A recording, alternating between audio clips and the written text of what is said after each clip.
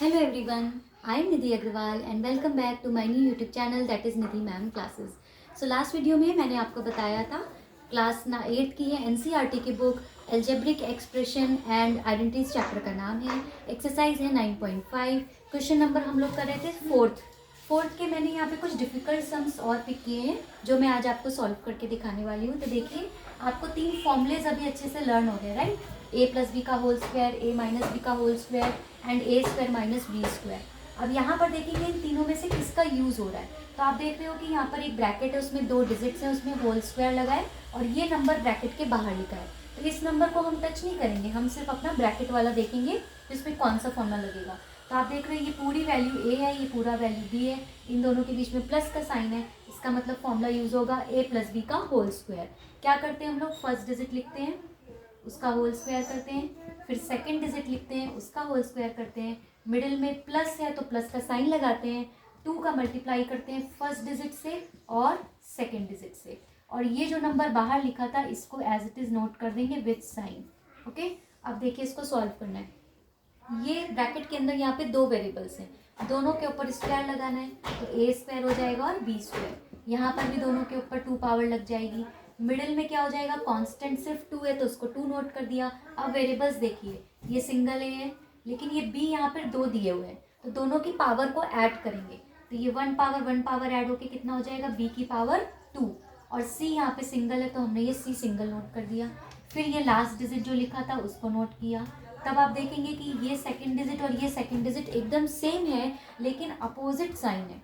देखिए मैच करते हैं, 2 कांस्टेंट है, a सिंगल है, b के ऊपर 2 पावर है और c सिंगल है, पूरा डिजिट सेम है लेकिन साइन अपोजिट है तो वो कैंसिल हो जाएगा। तो आपका जस्ट ये दोनों डिजिट बचेंगे और यही आपका फाइनल आंसर हो जाएगा। ये दोनों डिजिट्स में आप देख रहे हो कि वेरिएबल बिल्कुल अलग अलग है तो ये सॉल्व नहीं हो सकता, इसलिए यही फाइनल आंसर हो गया। नेक्स्ट क्वेश्चन देखते हैं। यहाँ पर आप देख रहे हो ये ब्रैकेट का स्क्वायर और ये डिजिट बाहर लिखा है, सेम मेथड। यहाँ पर ये पूरी वैल्यू a हो गई, ये पूरी वैल्यू b है और बीच में माइनस का साइन है, इसका मतलब ये सेकंड फॉर्मूला लगेगा a माइनस बी का होल स्क्वायर। तो क्या करेंगे, फर्स्ट डिजिट जो भी है उसको नोट करके स्क्वायर, फिर प्लस सेकेंड डिजिट जो भी दी हुई है उसको भी नोट करके उसका होल स्क्वायर, मिडिल में minus 2 into first digit into second digit, और यहाँ पर लास्ट में ये जो भी डिजिट दी थी उसको हमने एज इट इज नोट कर दिया। अब देखिए कैसे सॉल्व होगा। m के ऊपर पहले से यहाँ 2 पावर दिया हुआ है तो दैट मीन्स ये पावर मल्टीप्लाई हो जाएगा, तो ये 2 2 4 हो गया। यहाँ पर देखते हैं n के ऊपर पहले से 2 पावर है तो वो पावर मल्टीप्लाई होकर कितना हो गया, n की पावर 4, लेकिन m के ऊपर कोई भी पावर नहीं है तो दैट मीन्स ये पावर यहाँ पर कॉपी हो जाएगी तो ये हो जाएगा m स्क्वायर। मिडिल में क्या आएगा, 2 तो कांस्टेंट है। अब वेरिएबल्स देखते हैं, ये m स्क्वायर है, ये सिंगल है में, तो जब वेरिएबल्स का मल्टीप्लाई होता है तो पावर सेम हो जाती है, मतलब सेम वेरिएबल्स हैं यहाँ पर m और m, तो उन दोनों का जब मल्टीप्लाई हो रहा है तो पावर ऐड हो जाएगी। यहाँ पर 2 और 1 कितनी पावर हो जाएगी, m की पावर 3, लेकिन जो n वाला वेरिएबल है वो सिर्फ एक ही है, उस और कोई नहीं है, तो उसको हमने एज इट इज़ नोट कर दिया। फिर यहाँ पर जो लास्ट डिजिट था उसको भी नोट कर दिया जो ब्रैकेट के बाहर चल रहा है। अब देखिए ये वाला और ये वाला डिजिट एकदम सेम है, m के ऊपर 3 पावर, m के ऊपर 3 पावर, n के ऊपर 2, n के ऊपर 2, लेकिन सिर्फ अपोजिट साइन है तो दोनों कट हो गए। तो यहाँ से क्या बचा, m की पावर 4 बचा, और यहाँ से क्या बचा, n की पावर 4 m स्क्वायर। ये फाइनल आंसर आपका हो गया। ठीक है, कुछ बुक्स में हो सकता है ये ऐसे दिया हो कि जब ये आंसर आ जाएगा तो आप देखोगे कि यहाँ पे कॉमन क्या आ रहा है। तो यहाँ पे देखिए m की पावर 4 है, यहाँ m की पावर 2 है, तो दैट मीन्स ये m की पावर 2 इसमें भी और इसमें भी। तो जब ऐसा होता है तो हम लोग वेरिएबल की जो मिनिमम पावर होती है वो कॉमन लेते हैं, मतलब यहाँ पे 4 पावर है, यहाँ पर 2 पावर है, तो हमने m स्क्वायर कॉमन लिया। अब अंदर क्या बचेगा, 4 पावर में से 2 पावर चली गई तो m की कितनी पावर बचेगी, 2 पावर, फिर प्लस का साइन लगाएंगे। अब सेकेंड टर्म में देखिए m स्क्वायर पूरा कट हो गया, क्या बचा, n की पावर 4 बचा, तो ये फाइनल आंसर हो गया।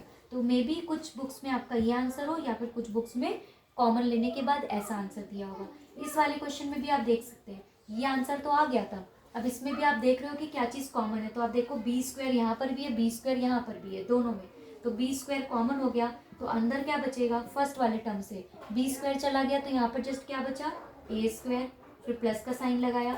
सेकेंड वाले डिजिट में भी आप देखो b स्क्वायर चला गया तो अब यहाँ पर क्या बचा, c स्क्वायर, तो ये फाइनल आंसर हो गया। ठीक है, तो आपने देखा मैंने 4th के 6th और 7th आपको समझाए हैं। नेक्स्ट वीडियो में मैं आपको क्वेश्चन 5th का मेथड समझाऊंगी, वो भी डिफ़िकल्ट है। फिर से मैं ये बोलूँगी कि ये सारे क्वेश्चन ऐसा नहीं है कि सिर्फ एनसीईआरटी की बुक में ही दिए हैं, ये आपकी क्लास 8 की किसी भी राइटर की बुक होगी उन सब में ये आपको क्वेश्चंस मिल जाएंगे।